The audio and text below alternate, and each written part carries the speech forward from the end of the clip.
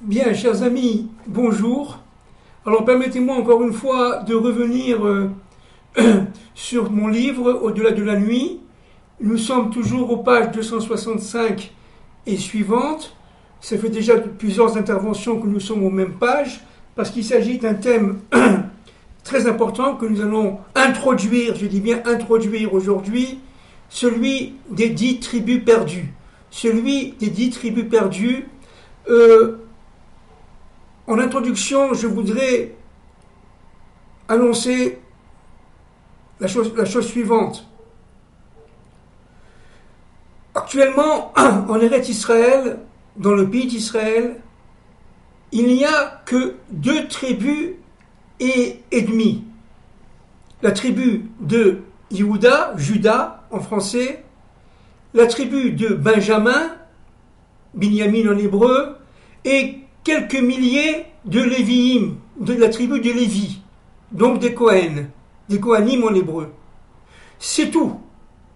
Il nous manque d'abord, non seulement les 10 tribus qui sont perdues, et on verra les prochaines fois où elles se trouvent, et quel est le mécanisme de l'histoire divine, la dynamique de l'histoire divine, permettant de les atteindre et de les comprendre afin de les analyser. Mais aussi et surtout, il faut comprendre que dans le pays d'Israël d'aujourd'hui, parmi les deux tribus ennemies, disons qu'il n'y a que 40% à peu près qui ont fait leur alia, qui résident effectivement dans la terre d'Israël aujourd'hui. C'est-à-dire qu'en fin de compte, aujourd'hui, il n'y a que peu, en fait, de représentants de l'immensité de ce que représente en population le peuple d'Israël. Vous savez qu'au temps du roi Jéroboam, le successeur du roi Salomon, il y a eu la séparation entre Israël, dans lequel il y a eu les 10 tribus, et la tribu de Yehuda, de Juda, avec celle de Benjamin. Il y a eu une séparation. D'un côté, il y a eu la tribu de Juda et de Benjamin, et de l'autre côté, les 10 tribus. Nous verrons les prochaines fois que ces 10 tribus-là ont commencé à être exilées bien avant la destruction du premier temple. Bien avant la destruction du premier temple.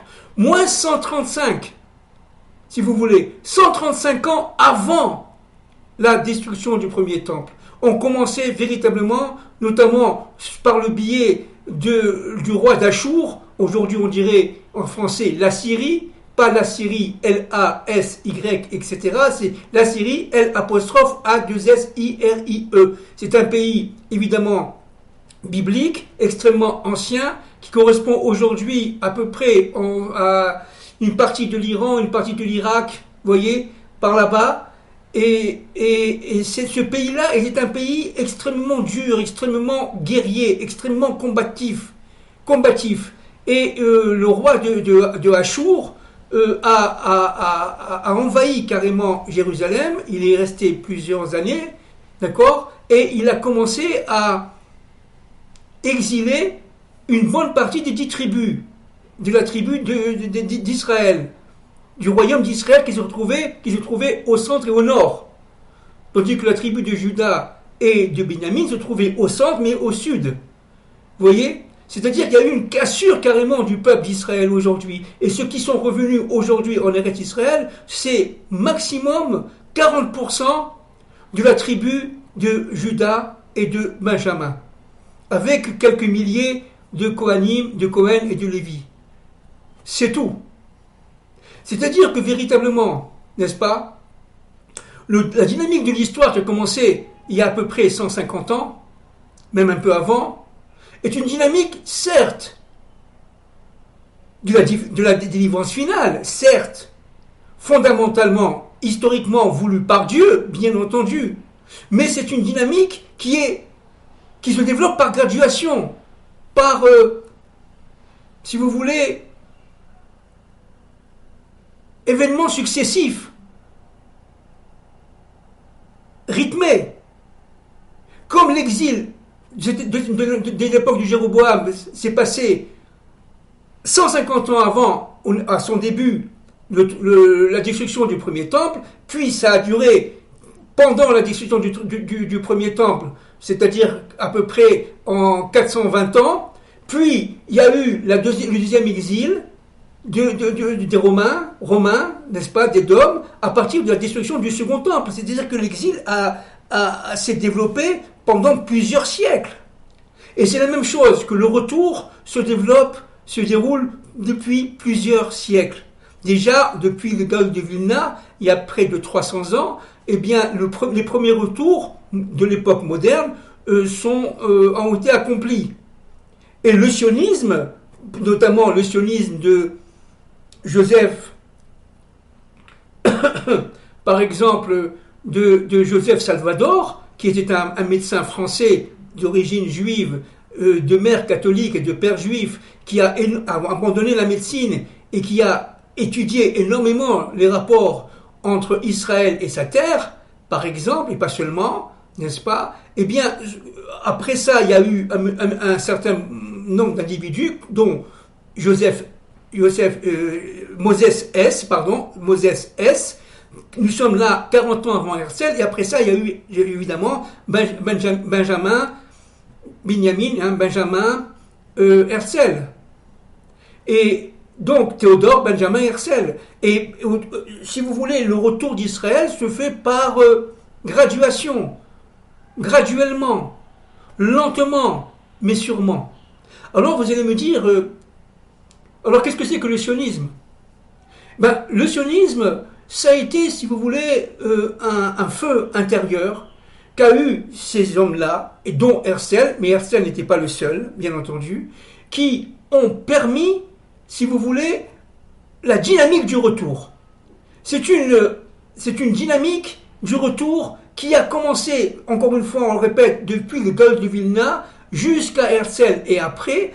Et cette dynamique de retour a fallu, si vous voulez, un élément crucial qui s'appelle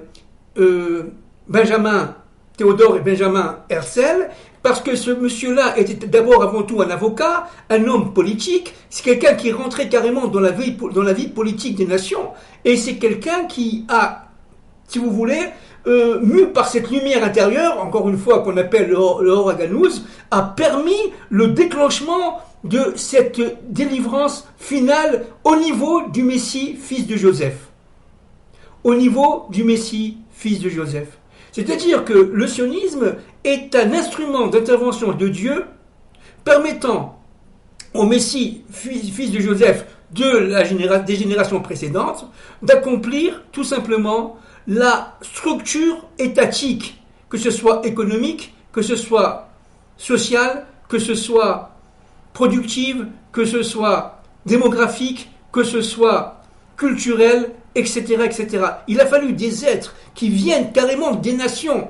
Et la plupart des êtres qui ont suivi le sionisme au début, à leur premier niveau, venaient tout simplement du socialisme.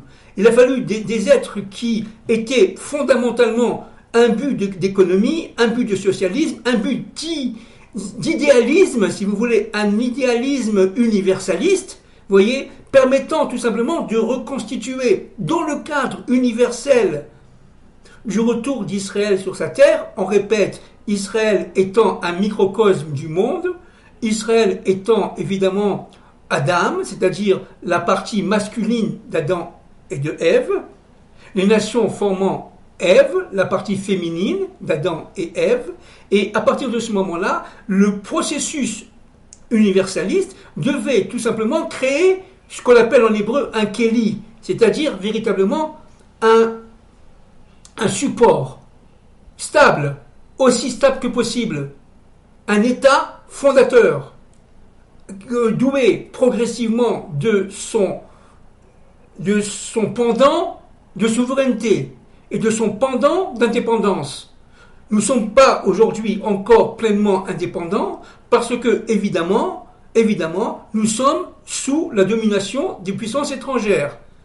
et dont notamment, pas seulement, mais notamment l'Europe et l'Amérique. Donc, si vous voulez, ce qu'il faut bien comprendre et bien saisir, que le sionisme a été un instrument de Dieu permettant tout simplement au Mashiach, au Messie, fils de Joseph, de sa génération, de l'époque, parce qu'à chaque génération il y a un Messie, on l'a déjà dit de nombreuses fois auparavant, et de manière à donner la structure fondamentale de l'État juif, de retour sur sa terre. Il a fallu des économistes, il a fallu des agriculteurs, il a fallu des ingénieurs, il a fallu des médecins, il a fallu des professeurs, il a fallu monter des universités, bref, comme n'importe quel État. Et ce qui est incroyable, c'est que Dieu a choisi non pas des rabbins à l'époque, mais tout simplement des universalistes qui étaient imbus de socialisme pour l'époque, bien entendu, et de marxisme. C'est-à-dire que c'était des gens d'action qui avaient tout abandonné dans leur pays, notamment en Russie, mais pas seulement en Russie, pour pouvoir tout simplement se donner à fond sur une terre qui était déserte, désertique, abandonnée depuis 2000 ans, absolument défaite, rien ne poussait, il n'y avait aucune structure matérielle, aucune structure productive, très très très peu. L'empire, que ce soit l'empire ottoman ou même l'empire britannique, ont très peu investi en Palestine, en Israël, évidemment, parce que tout simplement, ils n'y croyaient pas. Et c'est cet élan de feu intérieur qu'avaient ces immigrants. Ils étaient au début quelques milliers, alors qu'ils auraient très bien pu fuir la Russie parce qu'il y avait des pogroms terribles, notamment le pogrom de Kishinev en 1882-1883, et partir en Amérique, ou peut-être même partir en Europe, et donc, ou en Australie. Non, ils ont préféré, n'est-ce pas, risquer leur vie, parce que venir ici, c'était risquer sa vie. Il y avait la disette, il y avait la maladie, il y avait des épidémies, notamment le malaria, il y avait le choléra. C'était extrêmement compliqué. Il fallait défricher les étangs qui étaient tout à fait infestés de toutes sortes d'insectes et de maladies extrêmement graves. La plupart, d'ailleurs, n'ont pas survécu.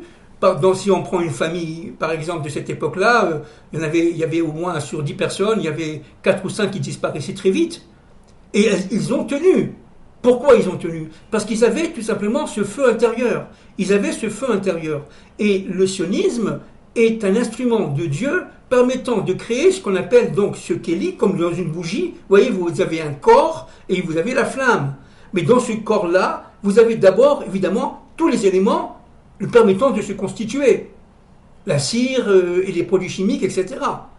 C'est-à-dire que, véritablement, le but, tout simplement, du sionisme, ce n'est pas seulement d'aboutir à ce que tous les juifs arrivent, ça c'est un vieux rêve pieux du temps biblique et qui a été repris par Herzl, mais d'une manière tout à fait, si vous voulez, circonstancielle, parce que Herzl souffrait énormément de voir l'augmentation en son temps de l'antisémitisme, et notamment en Russie, et notamment même en Allemagne, et même en France. Il a vécu l'affaire Dreyfus, il a entendu par les Français de l'époque mort aux Juifs, au pluriel, alors que c'était dans le plus mauvais cas, ou dans le meilleur des cas, Dreyfus qui était à juger, et non pas tous les Juifs.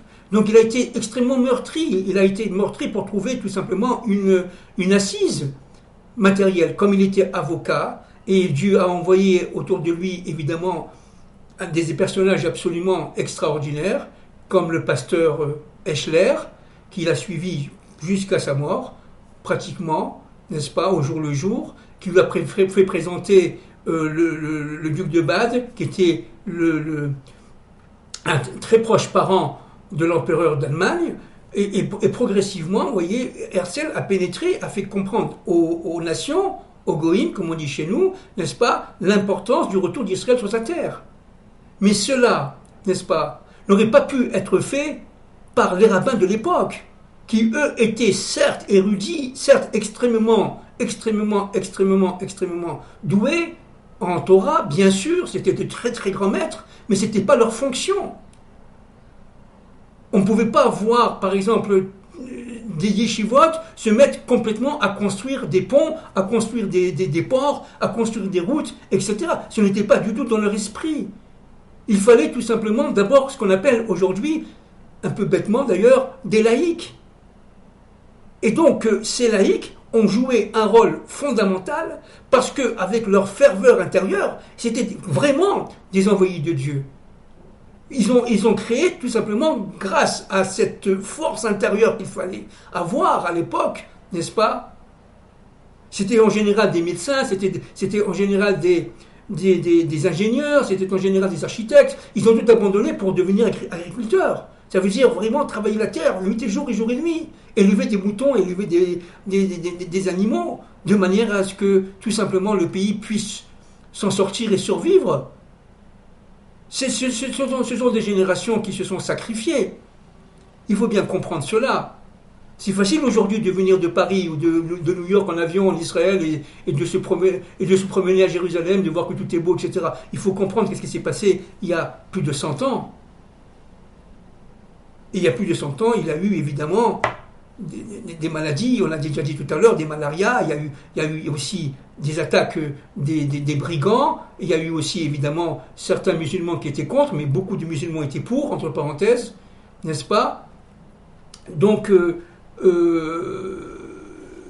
j'en veux pour preuve d'ailleurs que la rencontre entre Chaim Weizmann, le premier président d'État d'Israël, mais avant la création de l'État d'Israël, et le roi Faisal, n'est-ce pas, qui devait faire normalement un accord de paix, carrément. Nous sommes dans les années 1910-1912.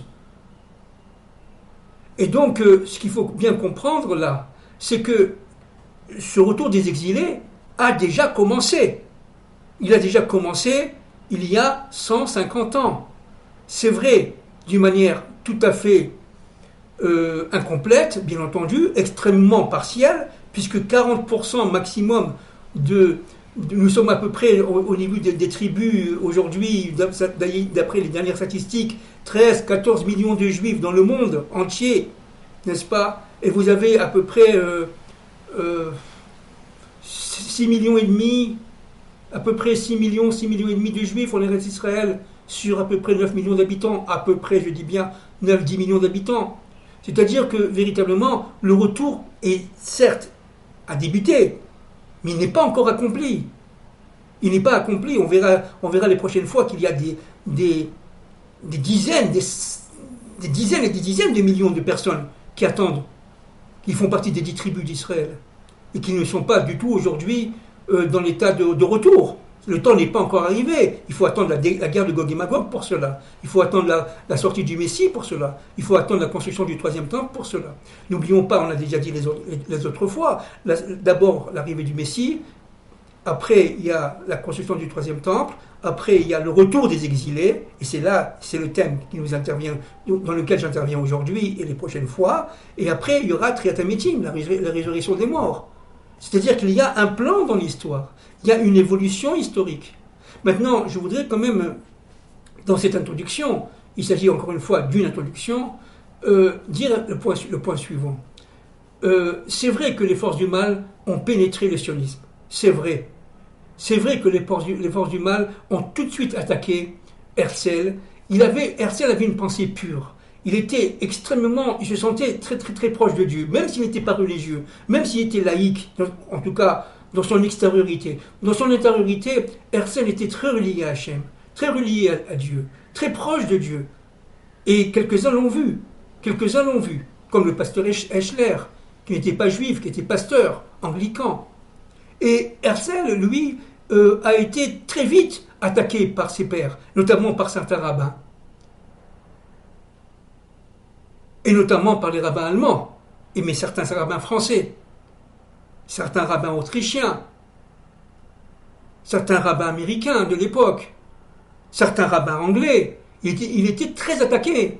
Et donc, si vous voulez, Tout le problème de Herzl et du sionisme, c'est que les attaques sont devenues véritablement de plus en plus fortes, de plus en plus acerbes, de plus en plus insupportables à mesure que l'État d'Israël se formait et devenait, si vous voulez, au niveau politique, au niveau diplomatique, disons, en phase d'indépendance, en phase de souveraineté.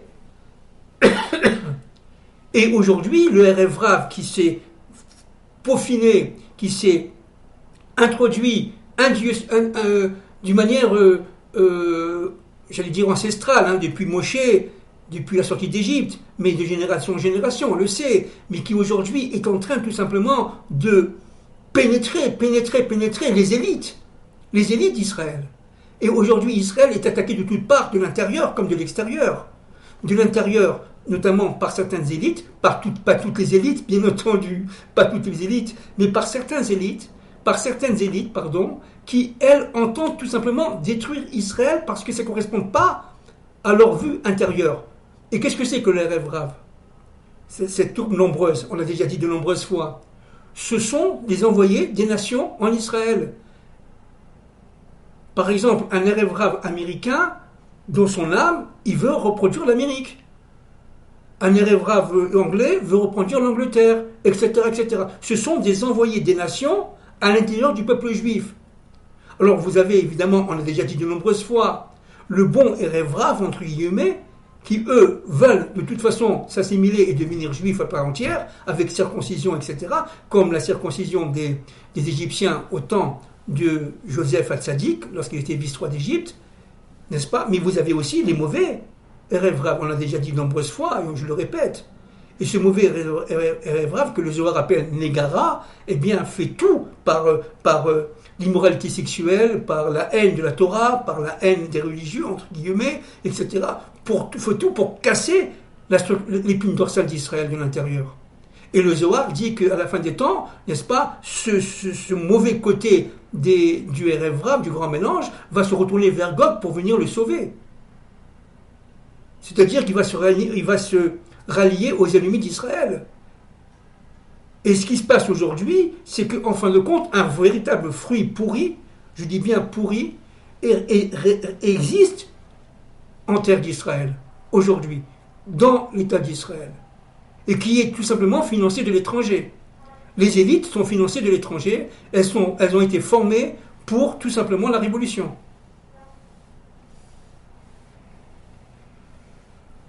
Et entre parenthèses, c'est ce qu'on retrouve en Europe aujourd'hui. Et aussi même en Amérique aujourd'hui. Bien sûr, bien sûr. C'est-à-dire que en Europe, si je parle de la France, parce que ce qui m'intéresse ici, c'est le couple France-Israël, en ce qui concerne la France, évidemment, il y a un fruit pourri en France qui est arrivé au niveau des pouvoirs au niveau politique, au niveau, si vous voulez, de la députation, au niveau monétaire, au niveau financier, au niveau bancaire, au niveau même des grandes industries. Et ce fruit pourri-là est en train tout simplement de déstructurer l'épine dorsale de la France, comme ce fruit pourri-là est en train de déstructurer l'épine dorsale d'Israël. Donc il ne faut pas mélanger le plan sioniste des ennemis d'Israël qui veulent détruire Israël.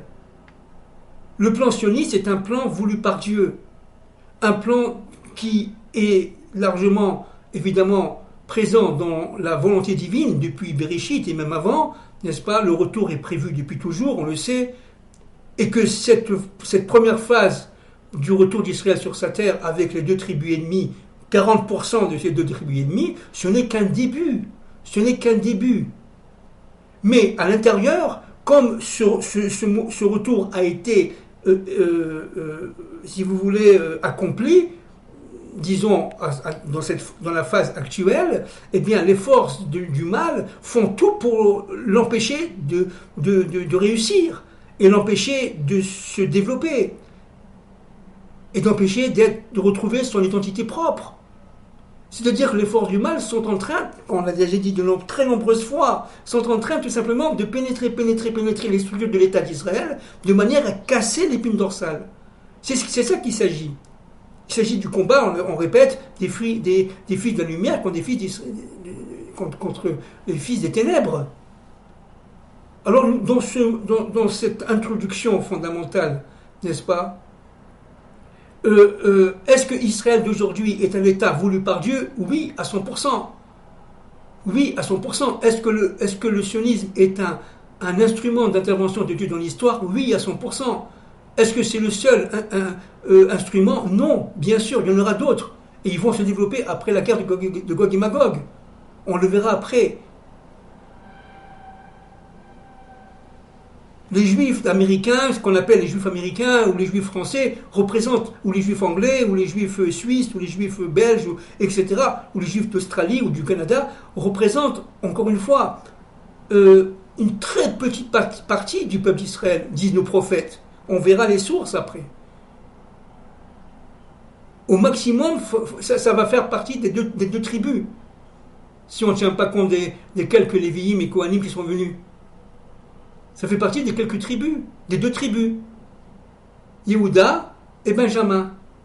Donc vous voyez bien que la situation aujourd'hui, elle est quelque part difficilement compréhensible, parce que nous sommes au début d'une dynamique de retour.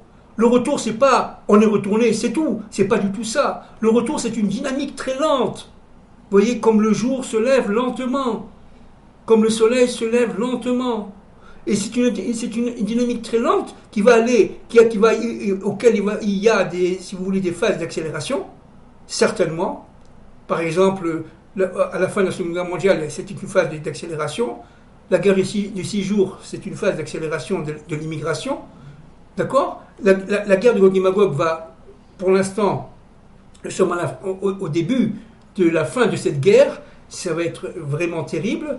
Que Dieu fasse que je me trompe. Bezrat Hashem, hein, mais le Zohar est très clair, et à partir de ce moment-là, il va y avoir une accélération du retour des exilés, notamment des 10 tribus.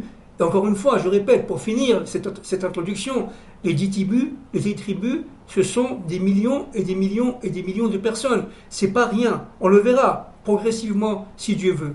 Merci beaucoup.